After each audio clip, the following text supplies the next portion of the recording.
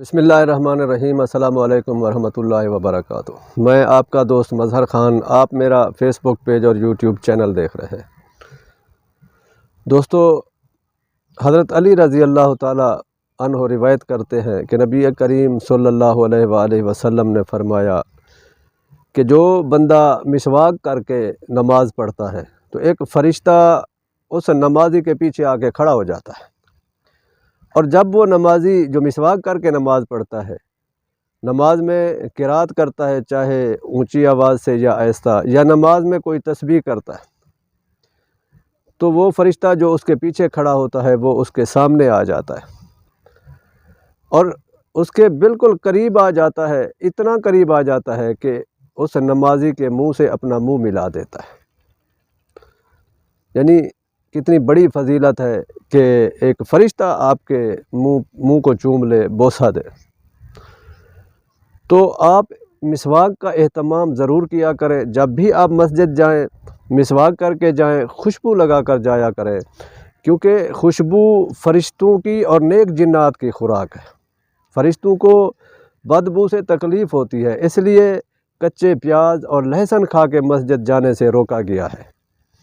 ایک جگہ آپ صلی اللہ علیہ وآلہ وسلم فرماتے ہیں کہ مسواک منہ کو صاف کرنے والی اور رب کو راضی کرنے والی ہے۔ کتنا بڑا فائدہ ہے کہ مسواک کرنے والے سے رب راضی ہو جاتا ہے۔ یوں تو مسواک کے بہت زیادہ فائدے ہیں، دنیاوی بھی اخروی بھی۔ آپ صلی اللہ علیہ وآلہ وسلم کا معمول تھا کہ جب آپ اٹھتے مسواک کرتے، جب وضو کرتے مسواک کرتے، جب نماز کے لیے جاتے تو مسواک کرتے۔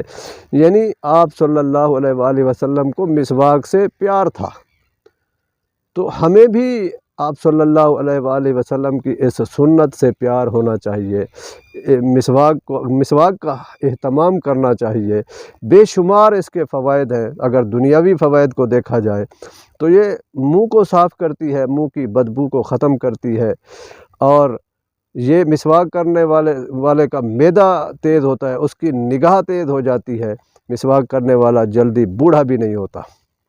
اگر اخروی فائدے دیکھے جائیں تو سب سے بڑا فائدہ تو یہ ہے کہ اس سے رب راضی ہوتا ہے، اور جس سے اللہ راضی ہو جائے اس کی تو دنیا بھی کامیاب، اس کی آخرت بھی کامیاب۔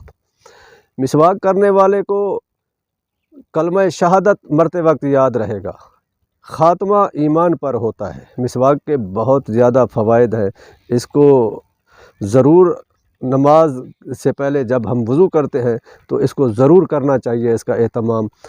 اس کا ایک مسواک کے حوالے سے ایک عمل آپ کو بتاتا ہوں جو آپ کو بڑا فائدہ پہنچائے گا۔